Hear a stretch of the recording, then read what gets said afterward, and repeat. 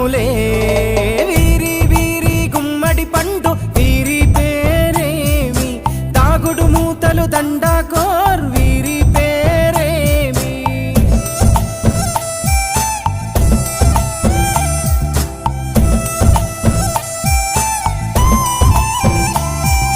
మెత్తని ఇసుకల దోపుడు పుల్లను దాచిన సంగతి గుర్తుందా నలుగురు కలిసి నాలుగు రాళ్లను ఆడిన ఆటే గుర్తుందా